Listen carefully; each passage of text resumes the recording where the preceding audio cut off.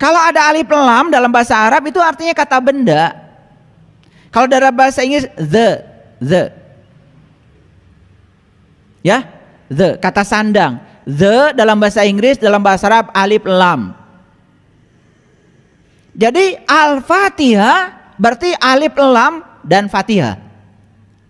Fatihah sendiri artinya adalah pembuka. Sudah pakai alif lam menegaskan kalau itu adalah alat untuk membuka. Ulangi, Al-Fatihah itu berarti kata benda. Kalau kata benda berarti alat.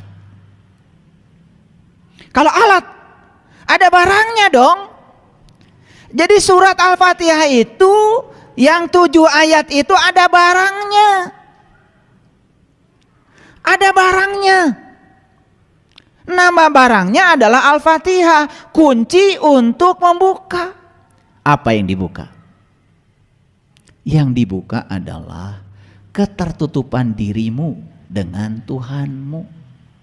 Itu Allah begitu dekat bersamamu, lebih dekat daripada urat di lehermu, sedekat itu.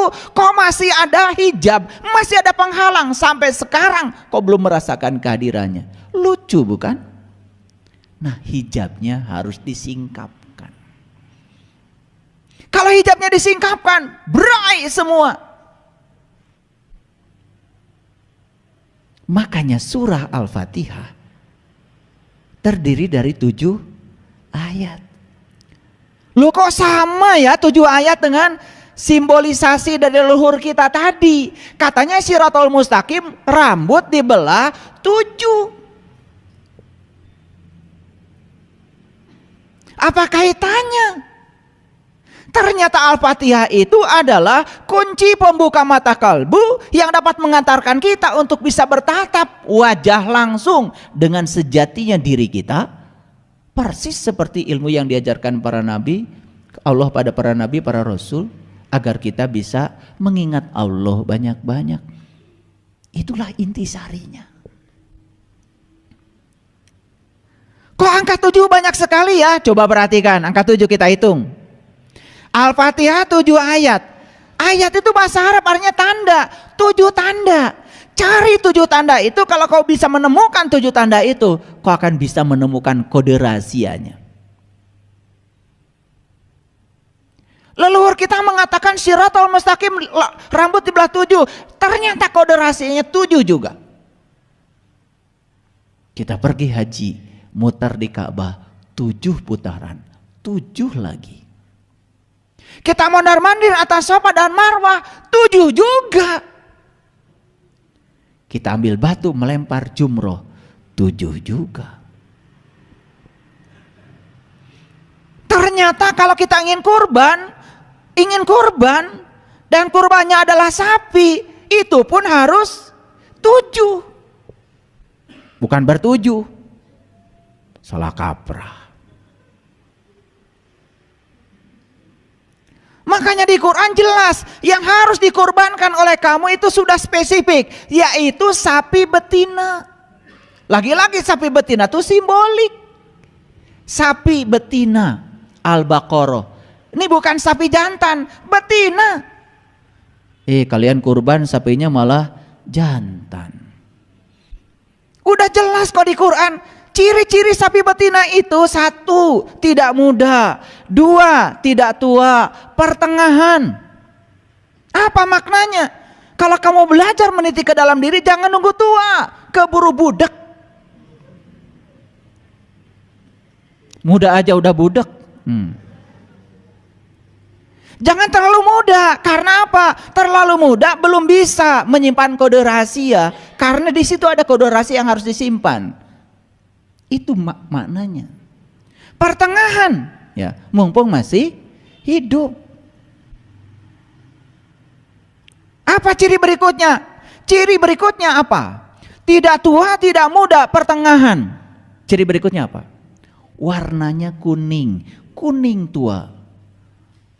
Ini malah hitam putih. Tapi kalau ngomong kayak yang bener, pedoman hidup saya Quran, entar dulu. Quran tidak bilang sapi yang untuk kurban itu warnanya hitam putih, kuning, kuning tua warnanya. Ayo jujur. Quran yang bilang begitu. Kemana aja sih? Karena kamu bacanya Arab terus. Setelah itu ngikutin orang. Apa kata orang yang diikuti? Walaupun tidak jelas. Padahal itu adalah perumpamaan. Udah berapa cirinya? Tidak tua, tidak muda, pertengahan. 3. Kuning tua warnanya. Itu menceritakan spektrum kulit manusia. Jelas berarti sapi betina itu mengarah kepada kendaraan yang disiapkan Tuhan untuk memperjalankan sang jiwa kepada Tuhan. Mana kendaraan itu? Tubuh kita. Makanya tubuh manusia adalah kitab suci tertua yang diciptakan Tuhan dengan tangannya sendiri. Dari ujung rambut sampai ujung kaki, di situ ada kode rahasia yang harus kalau pecahkan. Dunia sains sudah membuktikan sekarang. Tubuh tersusun dari sel. Sel tersusun dari DNA. Ternyata satu DNA bisa menyimpan 3 miliar kode rahasia. Sekarang kalau 100 triliun sel dalam tubuh kita, 100 triliun kali 3 miliar. Berapa banyak data yang harus kita baca dalam tubuh kita. Dan selama ini kau tidak pernah membacanya. Padahal di Quran jelas, Iqra kitabaka, Iqra kitabaka. Baca data itu ada pada dirimu. Dari ujung rambut sampai ujung kaki ada data yang harus kau baca. Kalau kau bisa membacanya, pintar kamu. Selama ini mata kita keluar terus, tidak pernah ke dalam.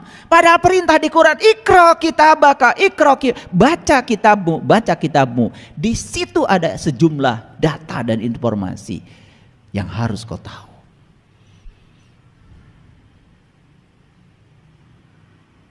Oke? Kembali lagi pada Al-Fatihah tadi. Jadi Al-Fatihah artinya adalah pembuka. Kalau pembuka berarti kata benda. Kalau kata benda berarti alat dong. Betul? Lihat surat Al-Fatihah. Huruf pertamanya aja ba. Betul? Saya tanya, huruf pertama Al-Fatihah apa? Alif, Pak. Udah berapa tahun kau beragama? Saya nanya huruf pertama surat Al-Fatihah, alif. Kalau huruf pertama hijaiyah, ya alif. Kan pertanyaan saya huruf pertama surat Al-Fatihah apa? Ba. Dan ba itu titiknya kan di luar. Betul?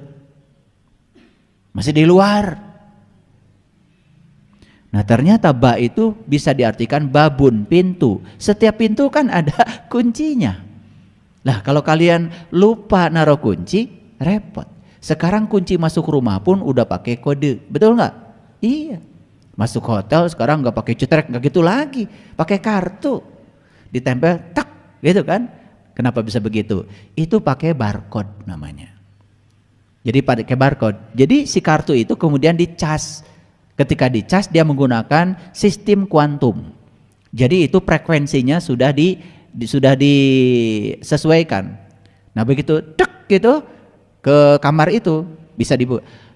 Nah kartu lain yang bukan kamar kita gak bisa dibuka. Itu terkuantisasi, frekuensinya cuma 1. Itu satu kode rahasia. Itulah kenapa manusia harus belajar fisika kuantum. Kuantum dari kuanta itu terkuantisasi. Semua itu bersifat diskrit. 1 digit saja nomor telepon, tidak mungkin WA bisa nyasar. Nggak usah khawatir, karena semua sudah terkuantisasi. 1 frekuensi. Pusing kan? Udah, supaya tidak pusing, saya stop bicara itu. Nanti kalau saya bicara teknologi kalian nggak ngerti. Bicara Al-Fatihah aja udah pusing. Betul nggak? Nah jadi ba itu apa? Batu babun, tapi ba juga bisa berarti baitullah. Baitullah itu artinya rumah Tuhan, rumah Allah. Kan kita ingin jumpa dengan dia. Ya jelas dia sudah ngasih alamat kok. Langit dan bumi tidak akan cukup menampung zatku, tapi kalau punya orang yang beriman itulah rumahku. Nah supaya ba ini bisa dibuka, kita harus ketemu sin. Setelah ba kan sin. Keren banget tuh. Ini kalau saya kaji huruf per huruf sampai huruf nun, gak selesai 10 SKS kuliahnya. Gempor kalian, gak bisa berdiri lagi. Apa tuh sin? Loh kalian sering baca Salatullah salamullah ala toha rasulillah. Salatullah salamullah ala yasin habibillah. Gak sadar-sadar. Siapa sin itu? Siapa sin itu? Aduh, pengen nangis saya. Salatullah salamullah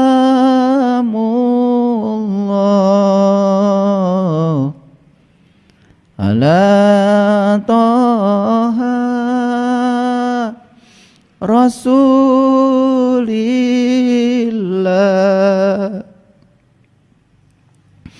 Salatullah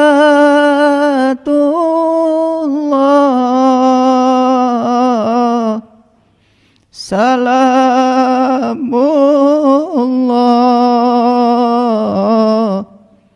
ala yasin habibillah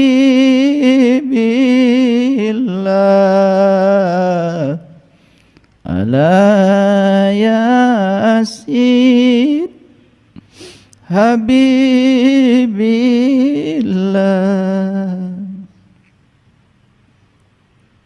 Gak usah banyak-banyak bacanya. Kita minta kepada Allah, ya Allah sambungkan aku dengan Toha, sambungkan aku dengan Yasin, Siapa Yasin? Habibillah, orang yang sudah dicintai Allah.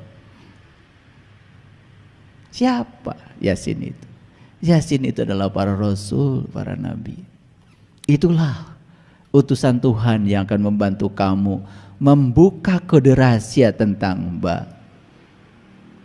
Makanya Mbak ini tidak akan bisa dibuka kode rahasianya kalau kau belum ketemu dengan sin.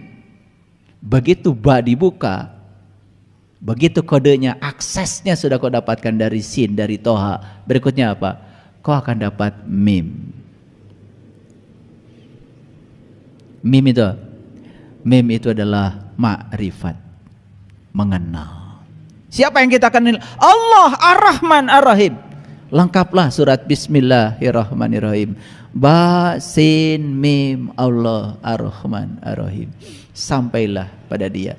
Sampailah pada sifatnya dia. Kenapa? Kalian tidak akan pernah merasakan hangatnya api kalau kalian tidak pernah menyentuhnya. Dan kalian tidak akan pernah merasakan sejuknya air kalau tidak pernah menyentuhnya. Kalian tidak akan pernah merasakan Allah dari tulisan Allah. Kalian tidak akan pernah merasakan Allah dari sebutan Allah. Kalian hanya akan bisa merasakan Allah dari Allahnya itu sendiri. Terus ya, begitu kita sudah buka kita sudah dapat kode rahasia dari sin, kita sudah dapat mim, kita sudah sampai kepada Allah Ar-Rahman Ar-Rahim. Sifatnya menjadi sifat kita. Kita sampai pada sumbernya cinta. Begitu kita sampai pada sumbernya cinta, maka kita mulai bisa mencintai. Berhenti kita ingin dicintai, berhenti merengek-rengek untuk diperhatikan orang. Kenapa? Alhamdulillahi Rabbil Alamin, karena segala puji habis buatmu ya Allah.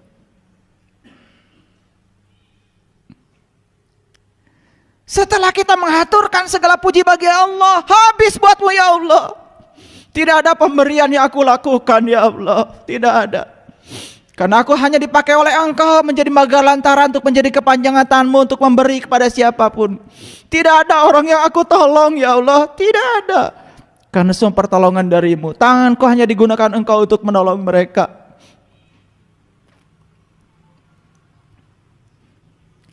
Hilang semua perasaan diri kita berjasa, hilang semua.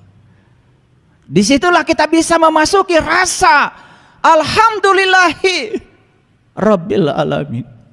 Karena Engkau adalah Rob, Engkau adalah keberadaan, Engkau adalah kehadiran. Kehadiranmu di setiap ruang dan waktu cukup membuat segala sesuatu itu terjadi. Tidak ada satu peristiwa pun di semesta tanpa kehadiranmu ya Allah. Tidak ada.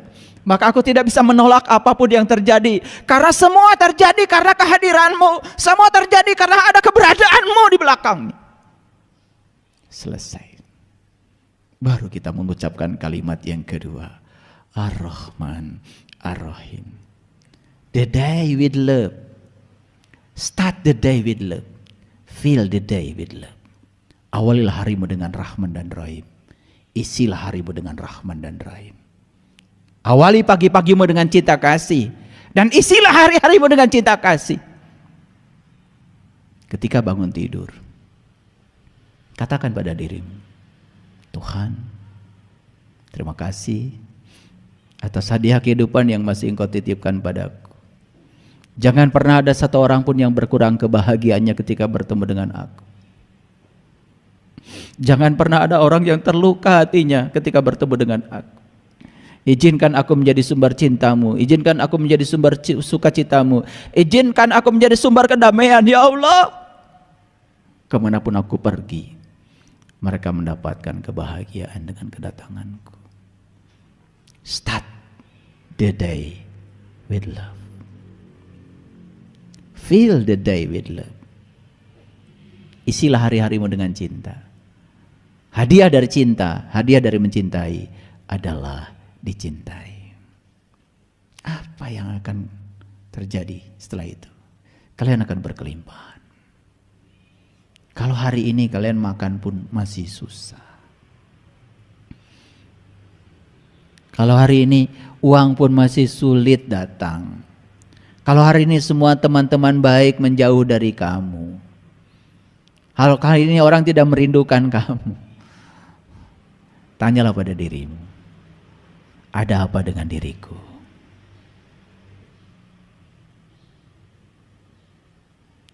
Setelah fase Ar-Rahman, Ar-Rahim, berikutnya apa? Maliki Yaumiddin. Hanya Engkau yang berhak menghukum ya Allah.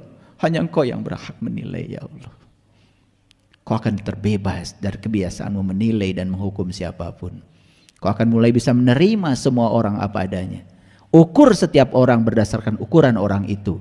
Jangan ukur orang menurut ukuranmu. Karena semua akan menjadi salah. Salah alat ukurnya. Baru iyaka na'budu wa iyaka nasta'in. Hanya kepadamu ya Allah. Hanya kepadamu aku menyembah. Hanya kepadamu aku minta tolong ya Allah. Hanya padamu. Apa minta tolongnya? Ihdinas syiratal mustaqim. Minta tolongnya cuma satu. Tunjuki aku ke jalannya orang-orang yang telah Engkau beri nikmat saja. Tunjuki aku ke jalannya para nabi, para siddiqin, para syuhada dan orang-orang yang soleh. Hanya itu ya Allah. Wa husna ulaika rafiqa. Itulah teman yang sebaik-baiknya, yang harusnya menjadi temanmu dalam hidup. Keren gak surat Al-Fatihah? Lalu dipungkas dengan huruf nun. Selesai. Ba itu titiknya di luar, tapi nun pindah ke dalam. Pindah ke dalam. Sekarang penglihatanmu gak keluar lagi ke dalam. Loh, kok saya sakit hati?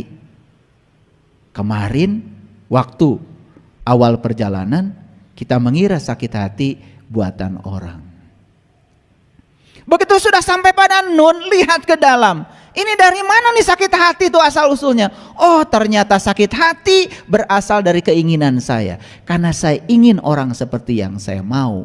Lalu ketika orang tidak seperti yang saya mau, saya jadinya sakit hati. Sadar kalau sakit hati buatanmu, bukan buatan orang. Mulai sekarang saya stop menginginkan orang seperti yang saya mau. Saya hanya ingin saya aja menjadi yang terbaik. Mulai hari ini saya akan ungkapkan cinta. Saya stop memaksakan cinta. Mulai hidupmu penuh berkah. Keren gak kalau gitu? Sebentar, belum keren. Kalau belum tahu kode rahasianya, emang udah ketemu Sin? Ketemu dulu, cari sin yang bisa membuka rahasia ba itu. Selesai satu episode, baru mengerti, oh ternyata Al-Fatihah itu adalah kunci pembuka rahasia diri. Oh ternyata angka 7 sudah aku temukan dalam diriku. Oh ternyata di balik angka 7, disitulah kode rahasianya. Makanya Isra Mi'raj tanggal 27, 7 belakangnya. Betul? Iya. Quran surat Al-Isra 17, 7 juga belakangnya. Salat berjamaah 27, 7 juga belakangnya. Luar biasa ya. Kalian taunya jamaah itu kalau kalian ngumpul di masjid aja. Itu juga jamaah secara syariat, tidak salah. Tapi ada jamaah yang lebih keren lagi. Karena sholat itu sebetulnya adalah jamaah. Jamaah antara dirimu dengan Allah. Jadi kalau ngumpul orang 1000 orang di masjid tiap hari tetapi tidak ngumpul bersama Allah, hakikatnya belum jamaah, baru jamaah secara syar'i. Terus ya, kaki. Awas, kaki harus beradu. Nanti supaya setan gak lewat. Setan itu lewatnya bukan lewat kakimu, apalagi roromeun. Sieuneun. Setan itu lewat sini. Setan itu pikiran gelapmu. Saat kamu sudah memutuskan nanti malam akan tahajud, kemudian nanti malam sudah bangun, alarm sudah bunyi, kemudian tanganmu kan yang menyetop alarm. Tangan siapa itu?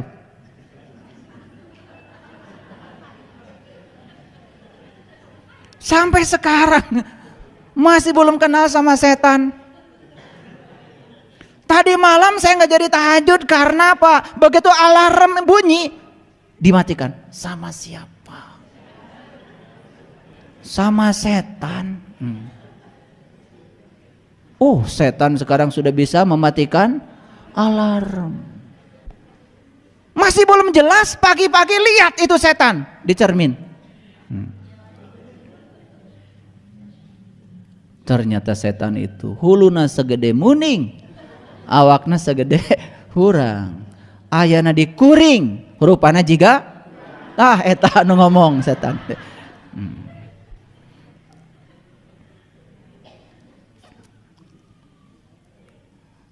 Lanjut. Setelah selesai satu episode, terbuka tuh Al-Fatihah, masuk alif lam mim. Luar biasa. Itu kode lagi, kode rahasia lagi. Kalau belum terbuka Al-Fatihah nggak ngerti alif lam mim, nggak ngerti. Kalau bagi saya secara pribadi, saya melihat alif lam mim tuh alifnya Allah, lamnya la ilaha illallah, mimnya Muhammadur Rasulullah. Bagi saya alif lam mim itu adalah syahadat sejati. Saat saya bisa menyaksikan Nurullah, Nur Muhammad, Nur Insan ya sebagai satu kesatuan dalam diri. Begitu saya sudah sampai di sana, baru zalikal kitab. Ini kitab. Bukan itu lagi. Ini kitab, bukan itu. Ini air. Kalau masih di sumur itu air. Kalau masih di sana itu air, tapi kalau sudah dekat kan bukan itu, ini. Tugasmu dalam hidup itu memindahkan itu menjadi ini. Makanya zalikal kitab asalnya itu kitab harus dirubah menjadi ini kitab. Kitab yang mana? Kitab sejati yang ada pada diri. La raiba fi, tidak ada lagi keraguan. Hudal lil muttaqin, dan menjadi petunjuk bagi yang bertakwa. Siapa yang bertakwa? Yang sudah mengambil janji mengangkat gunungnya, ditunjukkan sesuatu di gunungnya, ingat apa yang Allah tunjukkan, itulah takwa. Versi Quran. Surat Al-Baqarah ayat 63. Bagi yang bertakwa, berikutnya apa? Allazina yu'minuna bil ghaib. Indah. Mulai kalian bisa mengimani yang gaib. Kenapa? Yang gaib sudah nyata dalam dirimu. Kalau masih gaib, gimana bisa iman?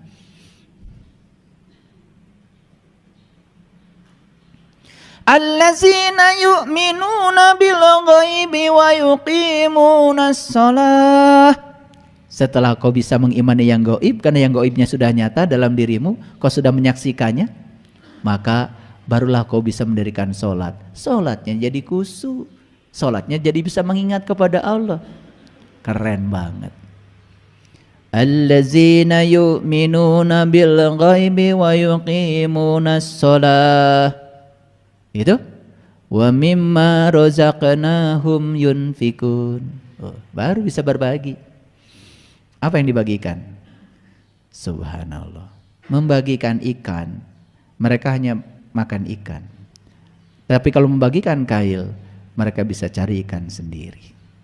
Makanya orang yang berilmu tidak pernah membagikan ikan, dia bagikan kailnya. Silakan. Kenapa? Ikan terlalu banyak dalam dirimu. Maka di Quran surat Al-Kahfi itu cerita tentang laut dan ikan luar biasa. Dalam dirimu ada laut yang sangat luas, dalam dirimu juga ada ikan. Dan ikan itu bersembunyi di balik batu. Itu kata surat Al-Kahfi. Di mana batunya? Temukan hajar aswad dalam dirimu. Di situ bersembunyi. Ada kode rahasia lagi. Tetapi jangan khawatir, karena kode ini sudah aku berikan kepada mereka yang berilmu. Wa tilkal amsalu nadribuha linnas wa ma yaqiluha illal alim. Terus. Sampailah di Quran surat An-Nas. Kebuka semua rahasianya. Luar biasa enggak? Gitu enggak ngaji selama ini?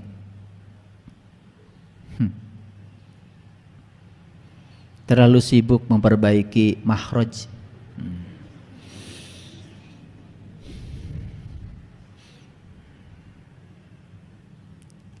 Watil kal amsal sa.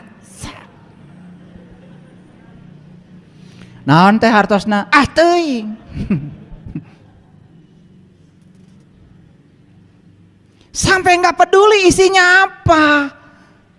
Saya bukan menyepelekan itu, silakan kalian kalau mau belajar bahasa Arab ya silakan. Tapi jangan kalau sudah selesai membacanya benar sesuai mahrojnya, jangan merasa sudah selesai. Pesannya apa? Ini surat loh, surat itu ada pesan di dalamnya. Makanya Quran itu berbeda dengan kitab suci yang lain. Di kitab suci yang lain adanya pasal, ayat. Di Quran itu surat loh ini. Gak ngerti-ngerti dari dulu. Surat itu untuk dibaca dan dipahami isinya apa. Kan gitu, ya. Baca terus. Surat dari siapa, Bu? Anak saya. Di mana anak ibu? Di Rusia. Jadi bahasanya apa? Rusia dong. Kirim surat sama ibu. Iya. Senang ibu. Senang luar biasa. Surat dari anak. Udah dibaca? Sudah. Berapa kali? 1000 kali. Ngerti isinya, Bu? Teuing. Isina naon? Padahal beritanya anaknya kecelakaan di Rusia karena nggak bisa baca, bungah we. Dasar. Paham maksud saya? Oke. Banyak kalau gitu kode rahasia harus dibuka. Nah sekarang saya mau kasih tahu. Orang bisa baca DNA, ada kodenya? Ada. Sekarang ya di pemerintah ada khusus lembaga forensik yang menggunakan alat-alat yang canggih untuk membaca kode rahasia DNA. Apakah si A dengan si B ini satu keturunan atau tidak? Makanya kecelakaan pesawat kan yang diperiksa bukan korbannya, yang diperiksa ini adalah keluarganya. Supaya apa? Supaya nanti ketahuan ini kaki siapa, ini tangan siapa. Karena sudah berantakan gak dikenali lagi. Tapi bisa digabungkan, ini kaki siapa, tangan siapa, bisa. Hanya dengan cara membaca kode DNA-nya. Ada kode rahasianya.